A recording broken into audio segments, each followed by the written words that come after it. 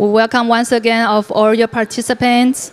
And now we will start the second panel, AI Supply Chain Resilience Dialogue. Let's welcome Dr. Wu Jieming as the moderator. Dr. Wu is the advisor of Dset and Distinguished Research Fellow at Academia Sinica. Joining us are Dr. Anthony Buck from Palantir Technologies, Mr. David Lin from Special Competitive Studies Project, Dr. Mathieu Duchâtel from Institut Montaigne of France. Last but not least, Dr. Huang Kaishen is the director of the Democratic Governance Program at Dset. Please join me in welcome all of them. Dr. Wu, the floor is yours. Good morning, everyone. Welcome back to this dialogue on AI supply chain resilience. As you might know, actually, I'm not an AI expert, at least not for now. Yeah, but I'm, sort of a figurehead representing the Dset's very talented and young leadership. So I wouldn't say too much to begin this forum. Still, we organized some topics, some talking points for us to engage into this dialogue. So we prepare 4 issues. The first one is we know that there's a fundamental tension between capital and the national interest. Okay, so this kind of fundamental contradiction embedded in our everyday life reflects in the semiconductors, reflects in the AI applications as well. So our first topic is about the US and the strategic tension between AI, safety, and innovation. Okay, so here innovation may mean efficiency, new ideas, new adventures, and to make more fortune. The second issue we are dealing with is, governance gaps. We know we have many governance issues down here.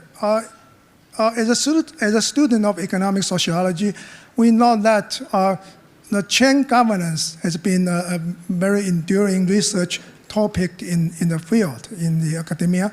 And I want our guests to speak on the problems on governance gaps across the democratic AI supply chain. That is the second one. Next one is, we know EU has played a leading role in the AI innovation application as well as regulation. So we want to know about the EU's dual role as a regulatory leader and industrial coordination.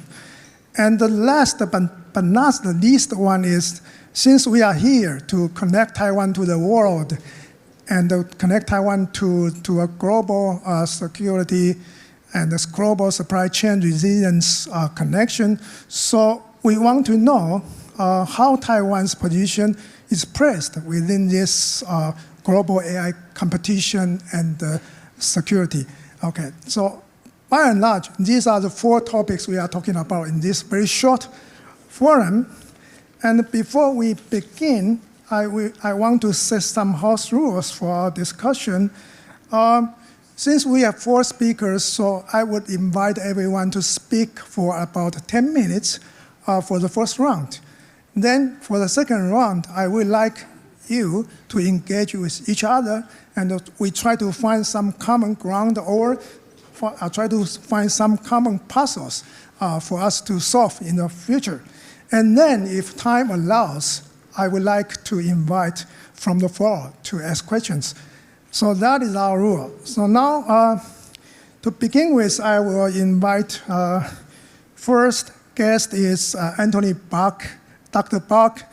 Dr. Buck is now head of AI implications at Palantir Technologies. But your diploma is the thing that really makes me raise my eyes.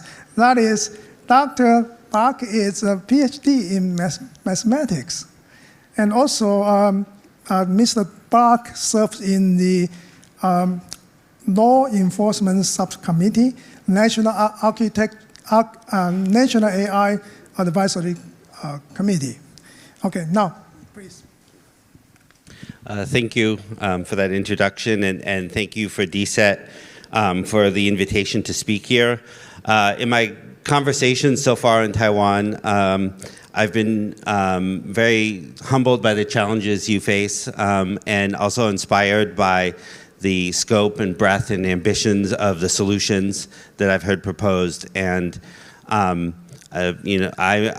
very pleased to be involved in these conversations, and Palantir as a company looks forward to collaborating more with Taiwan and with the Taiwanese people.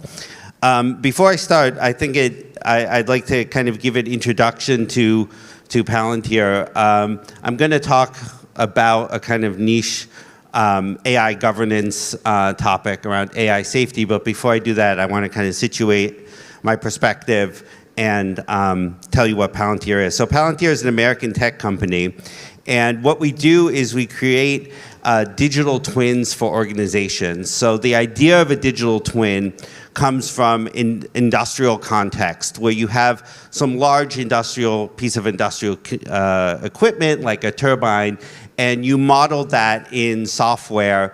You model its current sort of state of operations in software so that you can better discover what issues are. You can do simulations to figure out how to more optimally use the equipment. You can do monitor the equipment, etc. And we do that same idea, but we apply it to organizations. So we look at organizations, the nouns of the organization, which are like the things they care about. They're the people, they're the products they produce, they're the supply chains, and we look at their actions, and we look at the decisions that they make, and we model that all in software. And that allows you to move your whole organization into the digital world, so you get that same kind of benefit that an industrial piece of equipment would get from a digital twin, the ability to simulate different ways of doing business, simulate decisions, look at past decisions and what the outcomes were, and better optimize your organization. So that's sort of writ large what Palantir does as a company, and this applies to our work in government, where we work with the Department of Defense, or where we work with large industrial companies like British Petroleum or Airbus. Kind of across our portfolio, the one unifying factor is this idea of a digital twin. Now you can imagine that this makes kind of the perfect platform for enabling AI, because your whole processes, your cross-org processes are digitized, and so you can apply models to optimize pieces of that, or even restructure how you operate as a whole. We work across data silos. That's kind of what we're most famous for, is this sort of data integration. But really, when you step back, we also are working across organizational boundaries and even across national boundaries, enabling collaboration between nation states. And we do that in a way where the organizations themselves always control their own data. And this is really key to how we operate and how we're able to get diverse stakeholders onto our platform. Data is always controlled in accordance to their policies, their laws, their customs, and that's shared voluntarily. But when that sharing happens, it enables really fantastic results across organization. We never take our customers' data. We never sell data collected from our customers either. And I say that just because I know there's media in the room, and there's lots of I would say misinformation about how Palantir operates. So I just want to make that very clear up front that we do not do that. So getting to our topic of AI supply chain. In the AI supply chain, we are sort of, as a company, on the far right end of the supply chain, meaning we're about bringing AI to action, bringing it to solve real-world problems. And when you look at that from a societal perspective, the question of bringing AI solutions to market is a question about AI diffusion, which is the societal question is how fast is this happening? How much is AI impacting and enabling new results in various industries? So AI diffusion, which is something that, I'm a big believer that we need to be doing more AI. And one of the obstructions that we see is this idea of trust, which is that business executives and workers, generals and soldiers have concerns about AI in their systems, working in their societies, and trust is kind of very multifaceted, and I don't want to kind of explore all the facets, but on the technical side, it breaks down into kind of two things. One is, does the model work? So that's an efficacy question. And the other is, are there bad side effects? And this is sometimes thought of as safety. So the issue that I want to talk about here today is AI safety in particular.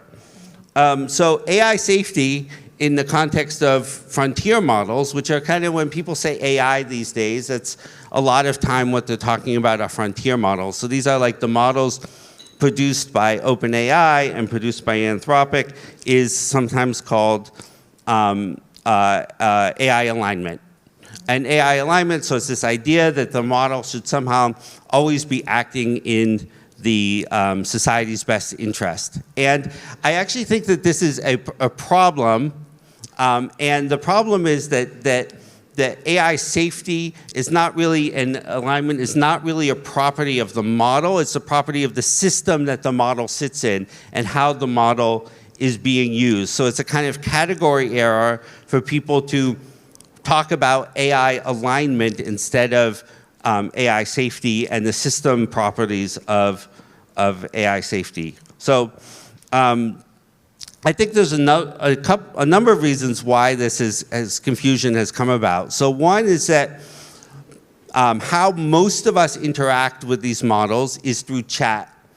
And chat, though, is a particular AI system.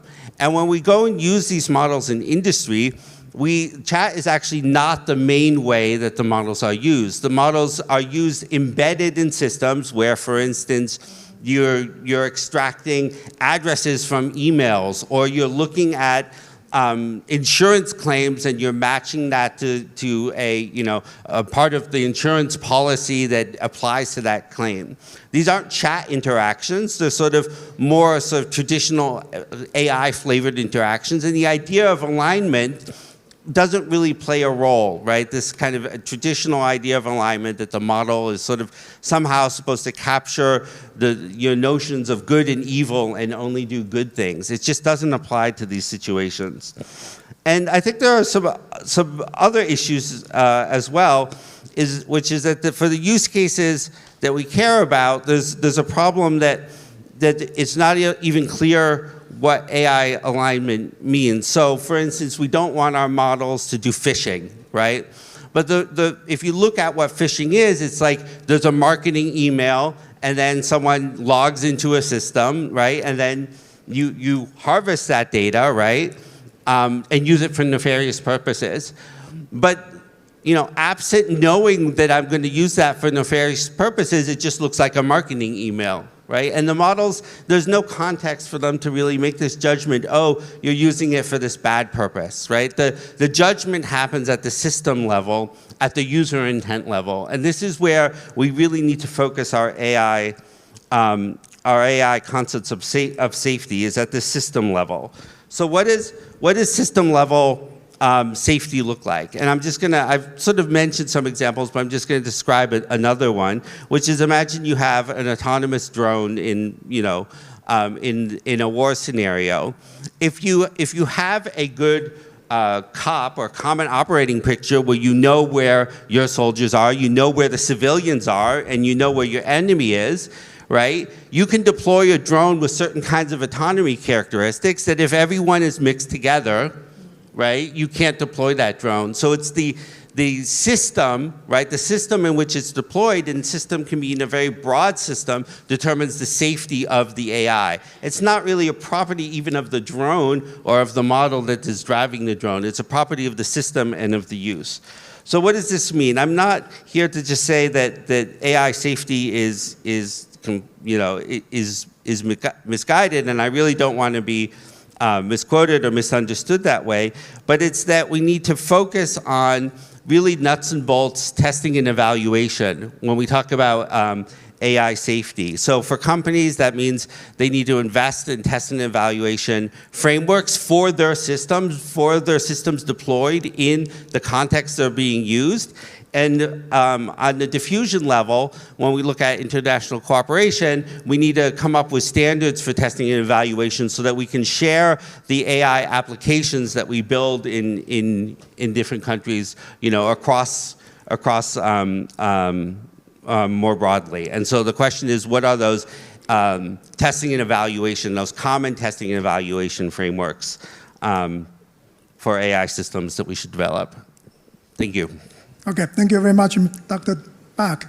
Thank you for bringing this AI safety issue into the system level thinking. Okay, now we ask our second guest to speak, but I would like to say this. Dr. David Lin, Mr. Lin is now a Senior Director of Technology Platforms at the Spatial Comparative Studies Project, or SCSP. But I also want to mention that Dr. Lin used to work for a long time in the US government, first as a diplomat in the State Department, and also used to work in CIA. Okay, now, your floor. Thank you very much, and thank you again to Dset for giving me the opportunity to speak today. Just for the record, I'm not a doctor, so, but thank you for the honorary degree that I've just received. Good morning, everyone. Let's see. Oh, there we go. Great. So my name is David Lin. I'm the Senior Director for Future Technology Platforms at the Special Competitive Studies Project. And I want to spend just a couple minutes to talk about what the Special Competitive Studies Project is and the kinds of things that we do, and invite you all to get involved. Even though we are based in Washington, D.C., we have a great relationship with Taiwan, with Dset. We signed an MOU with the team just last year, and the Dset team also participated in our AI Expo that we held in Washington, D.C. just last week, or just 2 weeks ago. So just to give you a little bit of background, SCSP is a nonpartisan, non-profit, but tech-first and national security-focused organization. In some ways, we're an offshoot of the National Security Commission on Artificial Intelligence, which was a congressionally mandated commission that was set up in 2019 in the United States, whose mission it was to look at ways the US government can better adopt emerging technologies, artificial intelligence in particular, across the US government for national security applications. When the mandate for the commission concluded in 2021, the chair of the commission, Eric Schmidt, who was the former CEO of Google, and the then executive director, Ili Bayraktari, decided that the mission of the commission was worthwhile but incomplete. And they decided to take the whole initiative private and set up a Special Competitive Studies Project. We publish reports, much like a think tank. We have recently just started releasing a series of memos to the president. As you know, in the US, we just elected a new president, and in that transition phase, we have been pushing out a number of policy papers and policy recommendations. We also have a podcast. We also have a podcast series on, again, focused on national security and technology issues. But we also have a podcast focused on Taiwan in particular, called Straightforward. We have two of our staff at SCSP who host the podcast and feature guests from Taiwan from across the political spectrum, across industry, academia, and the Taiwanese government as hosts or as guests to talk about Taiwan's role in global politics and the global tech competition. We also host a number of events, like I mentioned last week or a couple weeks ago. We just hosted our second annual AI Plus Expo in Washington, D.C. We had 15,000 people come through the expo hall over the course of 3 days. 150 exhibitors. Palantir was one of our exhibitors and sponsors, actually. And the purpose of the expo is really one of the largest convenings in DC on the topic of AI and highlighting the role that AI has to play in national security and technology policy and of course, the US-China tech competition. We had a hackathon. We had a drone cage where they had demos. We had a bookstore. We had all sorts of side events as well. So we plan on doing it again next year. Hopefully, Dset will remain a committed partner with us, and we invite all of you to participate, and also Taiwanese companies to come if you're seeking to increase your exposure to the DC policymaking community. We highly encourage you to check us out and participate. So, I was asked to talk a little bit about gaps in the governance gaps in the AI stack. And I was thinking about this on my long plane ride here to Taiwan and wasn't quite sure how to calibrate the talk to a general audience, but wanted to kind of boil down the definition that I think we can most of us in the room can agree of the three central ingredients of what the AI stack is. First is the hardware and compute layer. Second is the software and data layer. And third is the human layer, the human talent that makes it all work. And I wanted to talk about first these components as they relate to this idea of innovation power, which is based on an article that our chair, Eric Schmidt, wrote a couple years ago in Foreign Affairs magazine on how innovation power is really a nation's ability to not only invent technologies, but adapt and adopt those technologies, adapt to and adopt those technologies. And I think this is a really interesting and important concept because it really emphasizes how for a nation to compete in technology, it's important for that nation to not only be the first mover in inventing that technology, but also for that nation to adopt the policies necessary for its economy, for its society, for its government, for its industry, to rapidly adopt and adapt to those emerging technologies. And I think those three things put together paints a fuller picture of how a nation can best utilize technology for its national power. Running short on time, so I'm going to go ahead and skip forward here. Hardware and compute as it relates to the AI stack and geopolitics. Compute, in many ways, is the foundation of invention. You need high-performance compute to push the scientific boundaries and to make new innovation breakthroughs. So hardware, obviously, an important component there. Software, you need, on the data side, innovation today is increasingly data-driven, and you need to collect user data to make sure that that innovation is adapting to your user base. So that's the important role that data plays. And then, of course, talent. Human capital is the bridge between invention and practical adoption. So human capital is just as important of a piece here. So to move to the governance gaps, and this is a big topic, and so I look forward to digging into it in more detail over the course of the discussion. But on the governance gap side, here I borrowed a graphic from our colleagues at RAND. The topic on the hardware side has been dominated by this discussion of export controls. And toward the end of the Biden administration, we saw the White House, the Biden administration put out this AI diffusion rule, which was to date, probably the most articulated way the government has sought to lay out a foreign policy for compute, if you will. And if you're not familiar with the AI diffusion rule, it essentially divided the world into 3 tiers and set forth essentially quotas on how much compute or AI leading chips that could be exported to these 3 tiers of countries. So that is, rule has since been rescinded by the Trump administration.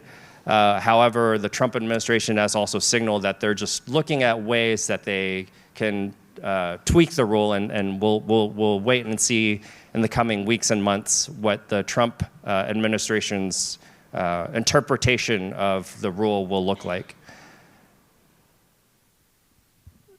Moving on to software and governance gaps in software, there's 2 levels of this. One is when it comes to data security. We're seeing, and Matthew, you'll be getting into this, I think, a little bit about Europe's perspectives on cross-border data flows.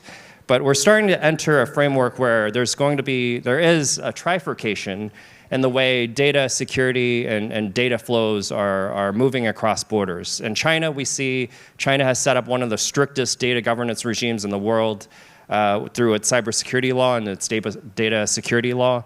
Very strict cross-border data flow regulations there. The EU with GDPR is doing something similar. But in the US, we still haven't quite set a federal level data security or data regulation yet. Instead, we have a patchwork of state level data regulations. So that's another area where there are governance gaps. The last piece was the talent piece, where, of course, this gets wrapped up into, thank you, the bigger discussion of immigration, of visas, and just how every country is grappling with how to retain talent and build talent for the future workforce. So I'll go ahead and conclude my remarks there. Thank you. Okay, thank you, David. Maybe later you have some 1 or 2 minutes time to talk about the talent. Okay, and thank you very much for bringing us this discussion for the governance gaps. Now we are going to invite our next speaker, Doctor. Okay, thank you very much for me to confer you an honorary degree. Dr. Mathieu Duchâtel. Dr. Duchâtel is now the Director of International Studies, Institute Montaigne, and he is also a Deputy Director of the Asian Program, European Council on Foreign Relations, and he used to be in Beijing and acting as a Beijing representative and as a Stockholm International Peace Research Institute.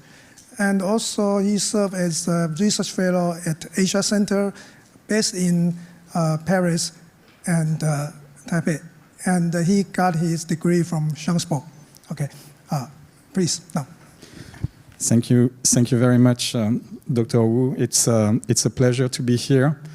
My institute, Institut Montaigne, has been very much involved in the development of more effective, hopefully, economic security agenda in Europe, and this development of an economic security agenda in areas that primarily include managing technology transfers, developing industrial policies, and finding ways to address supply chain issues is the prism through which I'm looking at AI development in the EU, even though I'm not an AI expert myself, but I will try to provide you with an overview of what's happening in the EU with regards to AI development. And I think my starting point is going to be a cliche that maybe many of you have heard, something that we hear basically all the time in Europe, that the US innovates, China imitates, and the EU regulates. And I think that's the starting point of my talk, because I actually would argue that indeed there is some truth to the cliche, as I will try to show, but it should be really nuanced because it misses some very important developments inside the European Union.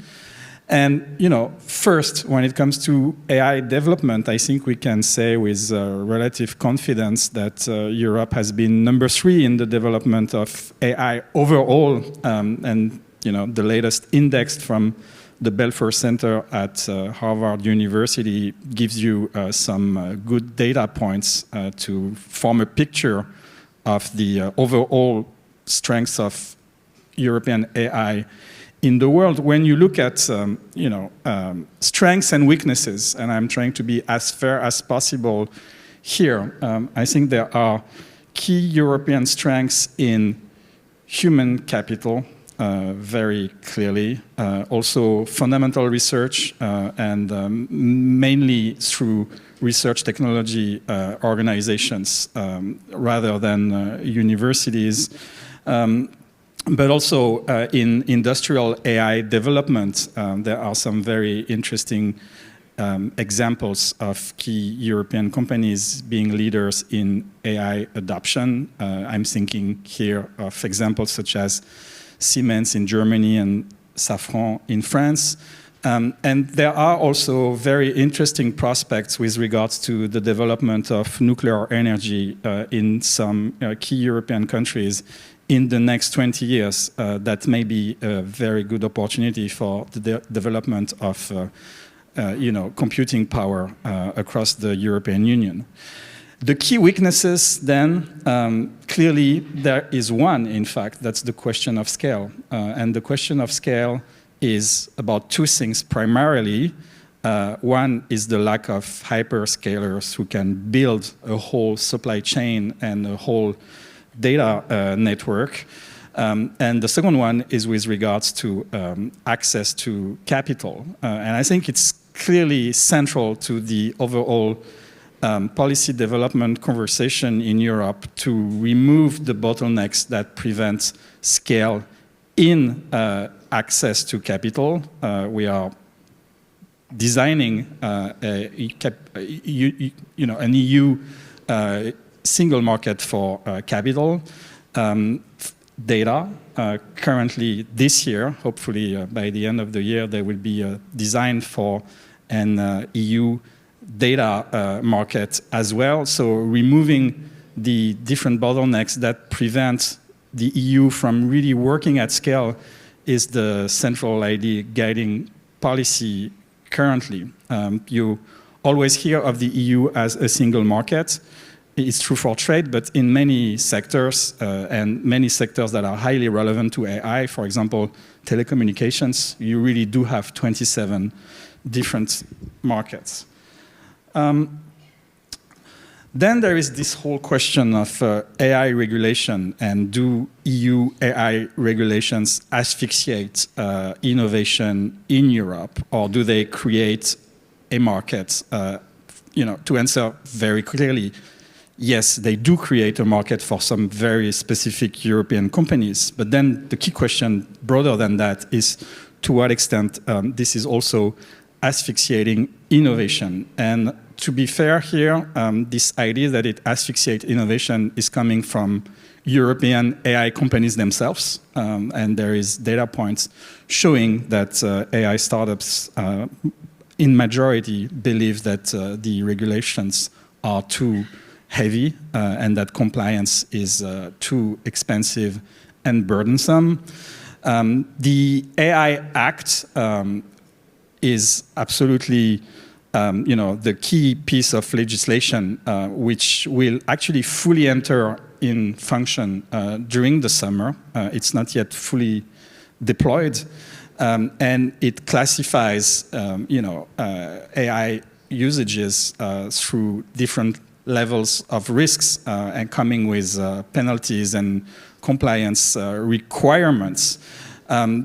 One of the problems is that there is an overlap of various legislations. If you put together the AI Act, the GDPR that regulates data processing and also has transparency requirements, and the Digital Services Act, which also has requirements for algorithm transparency.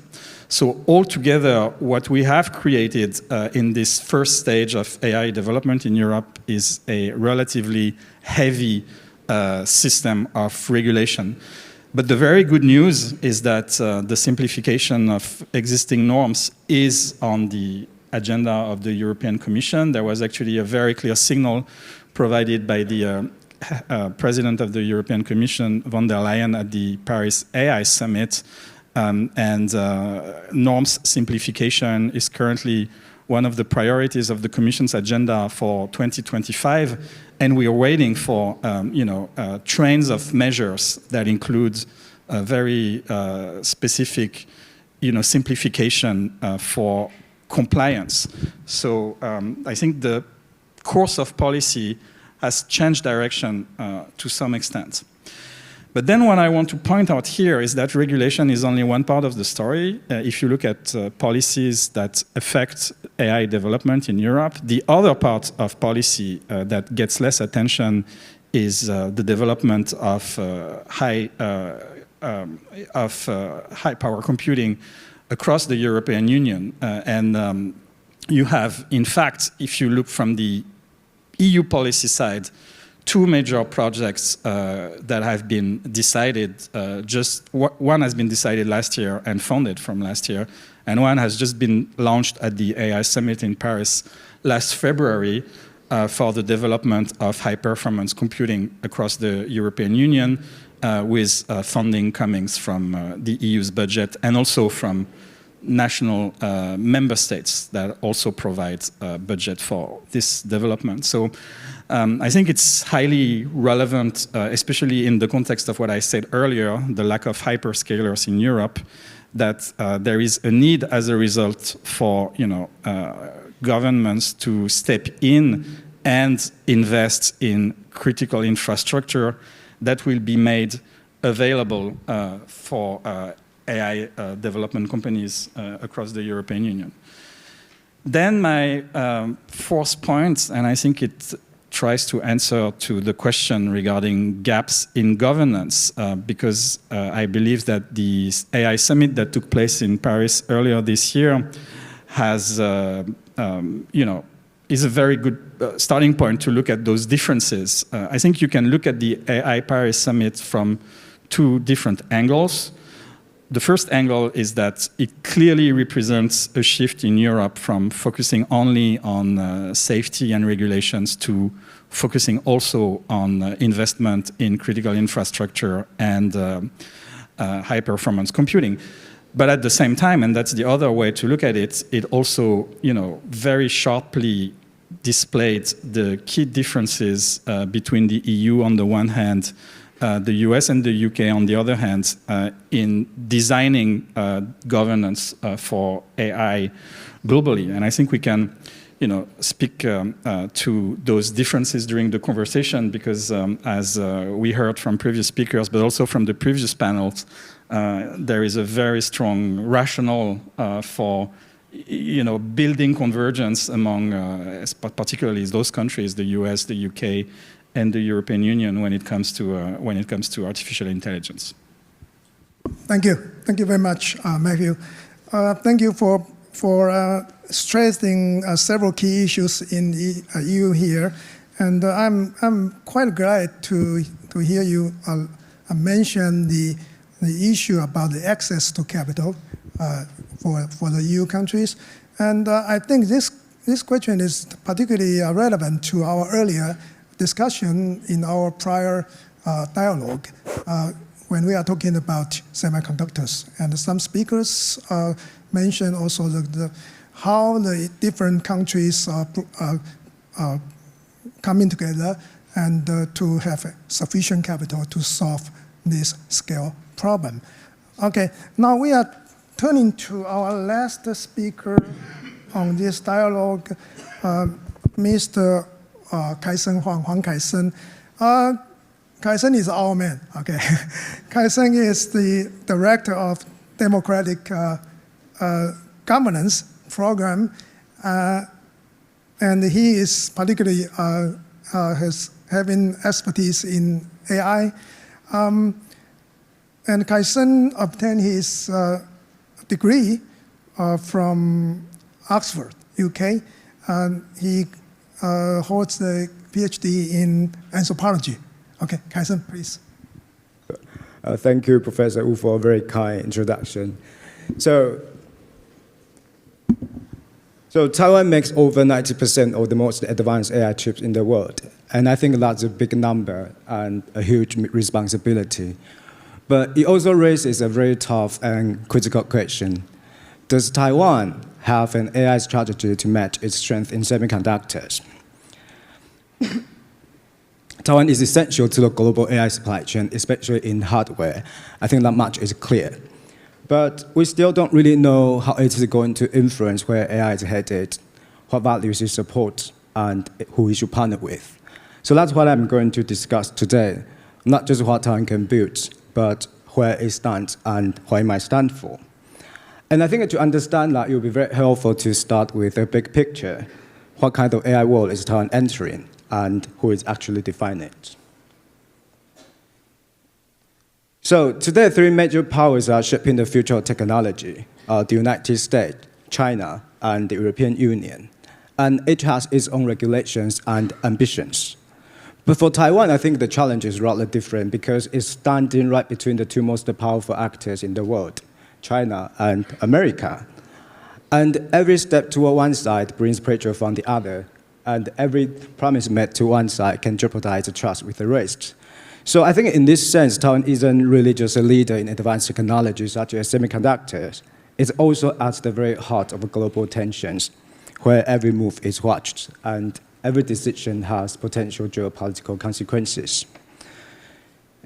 So I think to understand the choices ahead for Taiwan, we first need to look at how the global AI composition is taking shape. And one way to start is really by looking at political systems and the values that shape them. So on one side, you've got democracies such as the US and Japan and the European Union, and they talk a lot about values such as transparency, accountability, and individual rights. And you also see that very clearly in the US recent decision to block China from getting advanced AI chips.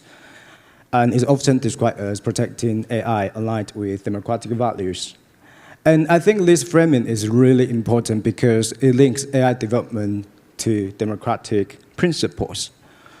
But I just feel like it also has some limitations. It often functions more as a moral stance, a moral position, than a competitive strategy. It tells us what it might stand for, but not always how to stay ahead. And I think that brings us to a second way of reading the landscape, not just through values, but through capability. So beyond values, I think today's AI composition is also about who has the capability to move first and move faster. And the United States and China are far ahead, and the European Union isn't really far behind. And these are the players with the data, the talent, the computing power, and the very capital to build frontier AI. And they are not just really just scaling up technology, they are also deciding who get funded, who set standards, and whose voices get to shape the global conversation. And it is precisely in this environment, I think, there is a clear divide emerging.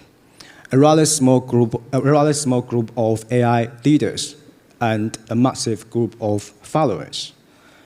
But in this framework, I think we have another problem. Capability doesn't always translate into leverage. In AI, power doesn't just come from what you can build. It also comes from where the other depends on what you provide as well. And I think that leads us to a third way of looking at the ecosystem, not just in terms of capacity, but in terms of position, who supplies and who demands. So some countries in the global AI system are becoming providers. They don't just build foundational models. They actually operate in ecosystems where AI can actually be commercialized. That means they have the data infrastructure, the computing power, the regulatory clarity, and the domestic market to turn models into real-world impact. But as we can all imagine, not everyone is in that position. So many others are still consumers. They rely on systems built elsewhere. And even when they fine-tune those models, they still rely on external providers. And I think this divide between provider and consumers doesn't always reflect technical capability. So a country can have top engineers and advanced chips, but still be left out of development of frontier AI. And that's the ecosystem gap I want to emphasize here today. It's the difference between shaping the system and just running on top of it. So, and now I think this is where Taiwan comes back into the picture. Taiwan powers global AI hardware, but when it comes to model layer, its position is still very uncertain. So I think the real question isn't really what Taiwan can build. It's where Taiwan wants to place itself in the global AI race. So where does Taiwan stand when we consider these three perspectives together? So Taiwan is a democratic ally, that's for sure, but in the global AI order, Taiwan is still a follower and a consumer. So to be more specific, first of all, I think when it comes to values, Taiwan is obviously aligned with open society.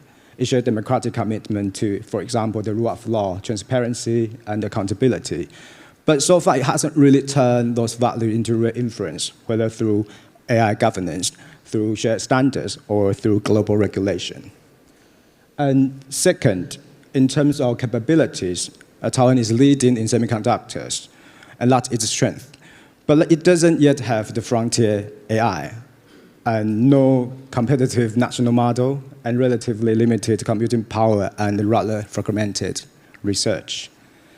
And finally, when it comes to the ecosystem position, Taiwan, of course, is very deeply embedded in the global AI supply chain, but it still sits downstream.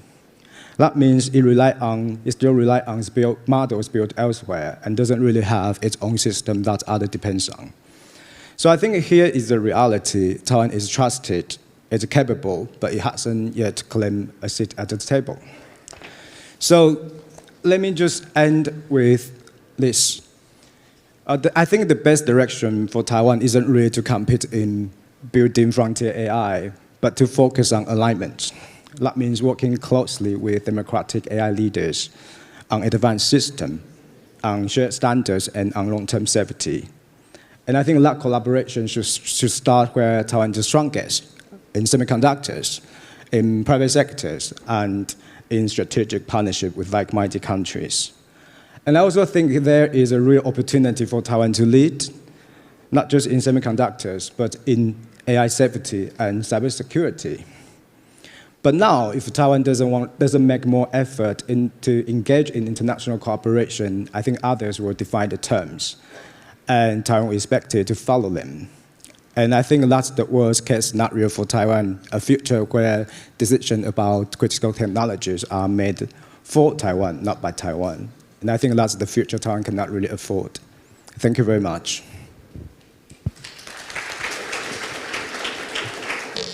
Thank you. Thank you, Kaisen, for this very succinct presentation. One point I got from Kaisen's report is that although Taiwan has been a powerhouse for churning out semiconductors, advanced chips, and Taiwan has been a powerhouse for AI chips and for the far end in this supply chain for application, but Taiwan lags, are far behind in the application of the AI and software. So this may be something we can further discuss, how to improve Taiwan's position in this AI supply chain. Now, I just got the news from our staff that because of the time overrunning from the last panel, we can extend this panel to 12:10. So we still got about 20 minutes. Now, I want to ask our speakers to make your comments on each other, or we can find some common themes to further discuss. So which one of you would like to take the initiative? Or you want me or Kaisen to propose some talking points?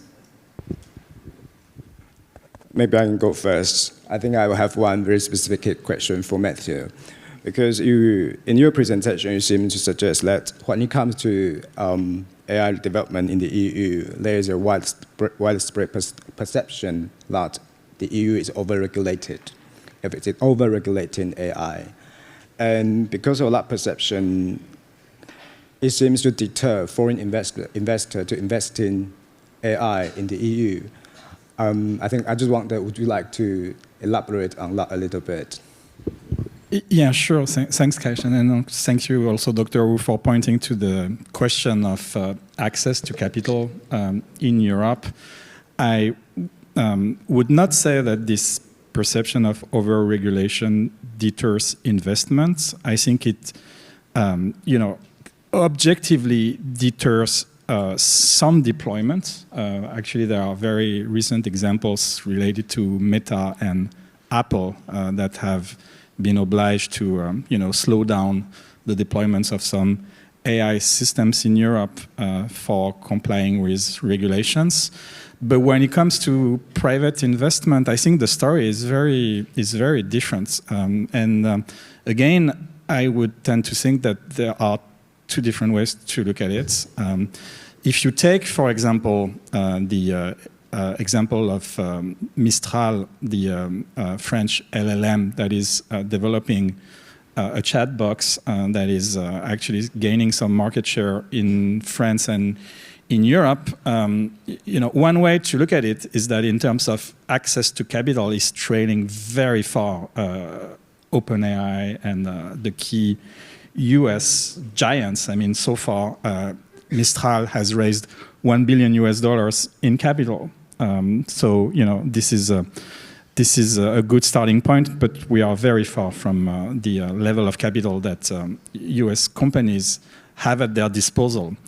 But then the other way to look at it is that there is some very interesting new development with regards to access to capital, and that's the recent partnership that has been signed with NVIDIA and MGX from UAE that should really provide much larger capital for developing an AI farm in the surroundings of Paris. So I think examples like this and also the involvement of Brookfield in Sweden, shows that I think the direction of the wind may be turning to some extent in Europe when it comes to AI development. But clearly, the question of the scale of capital, if you look at it politically, has two components. The first one, it's really the EU's internal market. That's about removing barriers among the 27 member states and designing funds that direct capital towards digital transformation in Europe. And the second element is really the international dimension, and that's working with some of the hyperscalers, including by maybe providing some exceptional space for testing. That's actually something that my institute has been recommending in recent reports. But also it means working with other partners to attract capital inside Europe. And I'm thinking, for example, that sovereign funds could have a role to play. I know that there's a lot of discussion regarding building a sovereign fund in Taiwan and also in the US. If you want to, intervene politically on the direction of capital, that may be one way to do it. Okay, thank you, Matthew.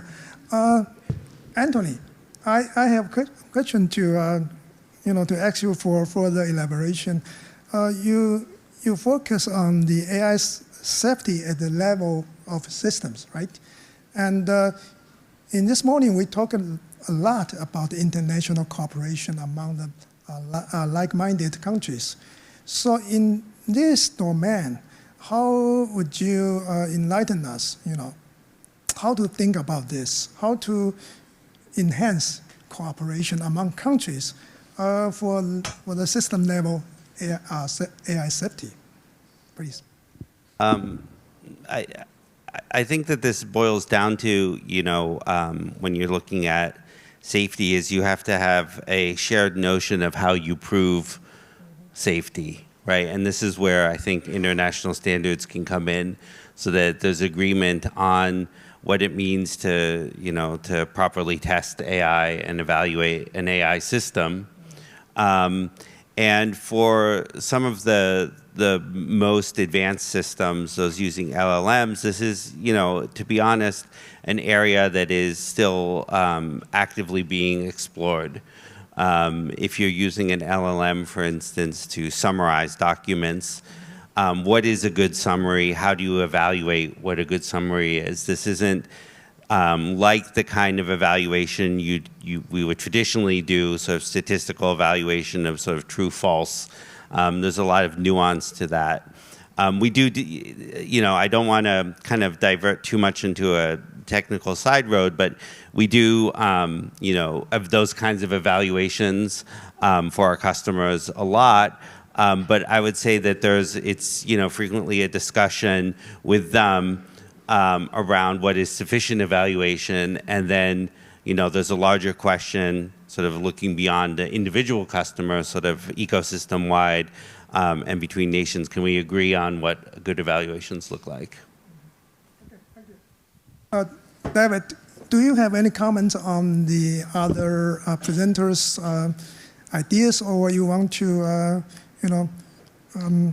speak more about the talent issue? Sure. Yeah. Just on the idea of how at least the U.S. and Taiwan can collaborate better and more with one another. The U.S. is traditionally strong in software, right? The internet age was really accelerated by a number of internet giants in Silicon Valley, and that has been traditionally the American core competency in software. Taiwan, on the other hand, has a core competency in advanced manufacturing, in advanced leading edge fabs and semiconductor manufacturing. Now, in the US, there's been a push now to bring back some of this industrialization, bring back advanced manufacturing onshore inside of the US. In Taiwan, there's been a push to try to reinvigorate the software ecosystem in the country, right? I had the honor of attending President Lai's inauguration last year, where he introduced this idea of wanting to reshape Taiwan into an AI island, right? For the AI island, you need, as we talked about, not only hardware, but software and talent, right? So I think government's role in all of this is as a facilitator.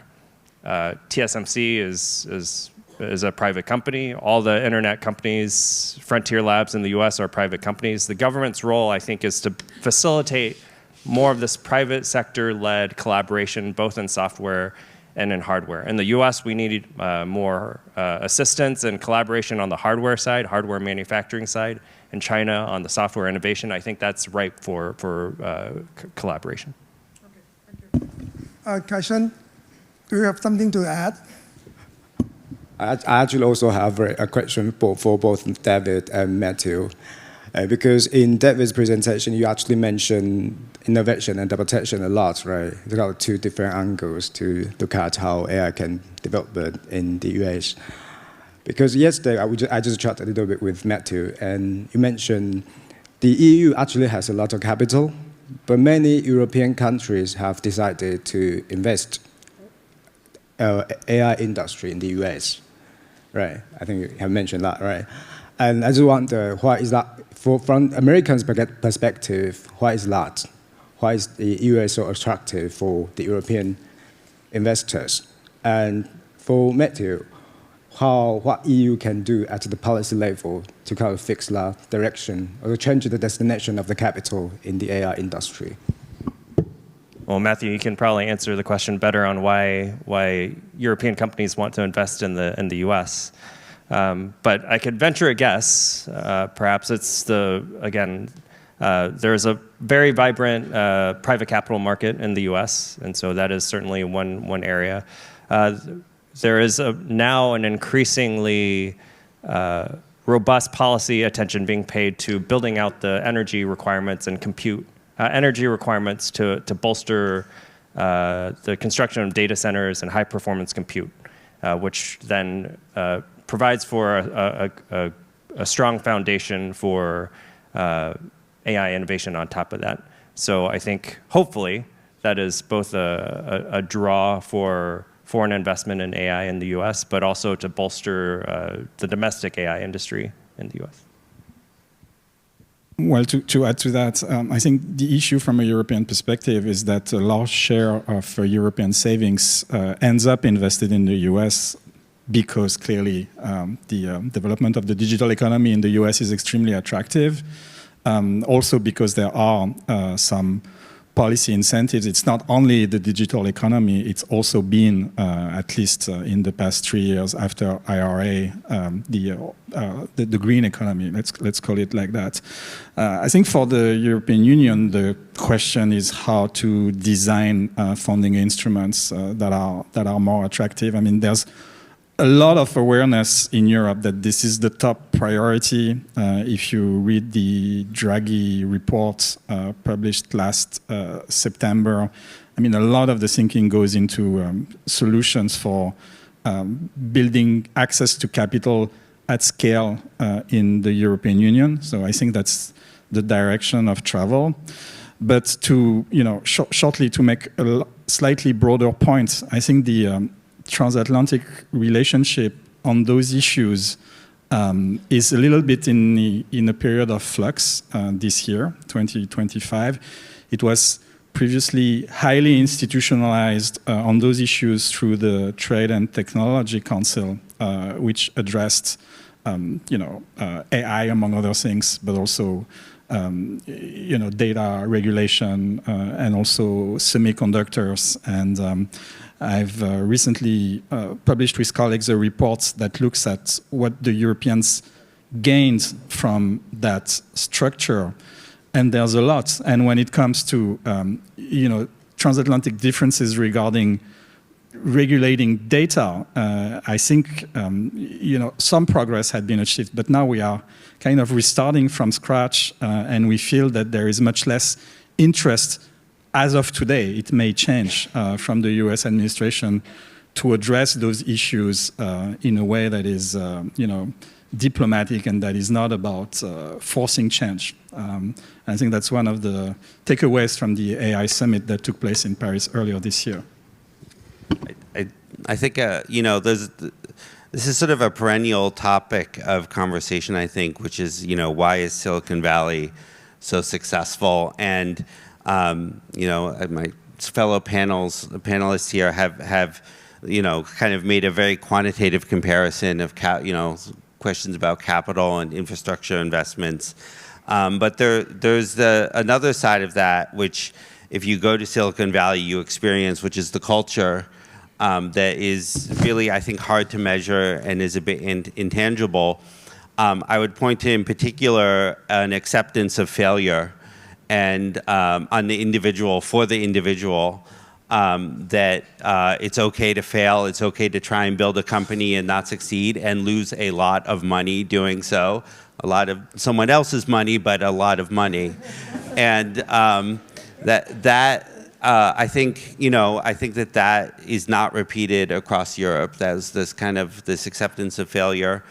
There are some other sort of quirks in Silicon Valley too.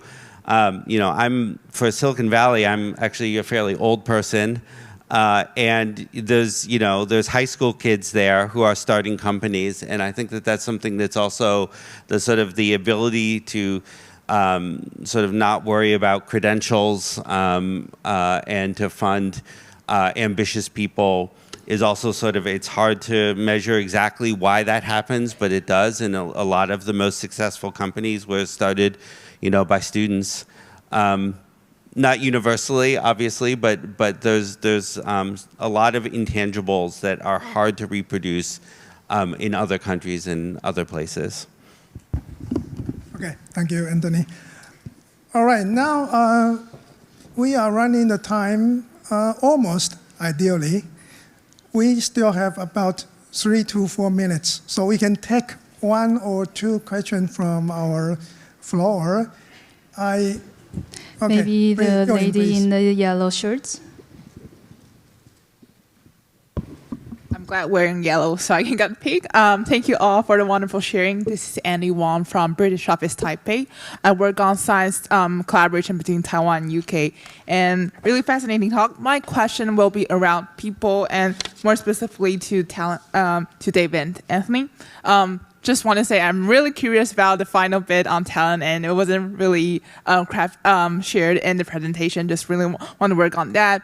I think that a key message during the whole panel was that talent is important, but in Taiwan we do see that there's limited tech talent, although it is abundant, but again it's scarce, the duality, and we have a lot of talent working in semicon, but not so much on the AI side. So I wonder, how do you interpret that? And on Anthony, just really fascinating to see that you're working on implementation. And when it comes to implementation, you have to meet the people that are not that familiar with AI. And I think that will be more the case when we're trying to advocate for AI. I wonder what's your take on it, and how do you work with that stakeholder management side? So thank you. Thank you. We already have 2 questions here. One more. Sorry about that, Hi, so the question is for all the speakers on the stage. My name is Misha. I work in a Taiwanese defense company. And so I'm observing that defense is getting increasingly software defined. So you see in the US, software companies like Palantir, Anduril, they are shaping a newer generation of defense industry.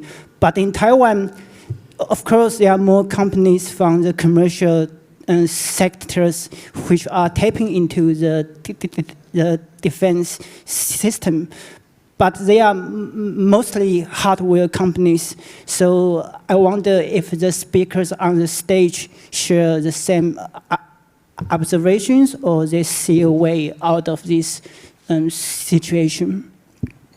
Okay, thank you. I know some of you are wanting to ask more questions, but time doesn't allow. So I would like to ask our speakers to speak for about 30 seconds for each of you. Anthony, please. Sure. I'll address the AI implementation question. The way Palantir deals with that is that we take our engineers and we put them very close to the problems. We embed them with the companies. We call this forward deployed engineering, where they really see if their solutions work or don't work.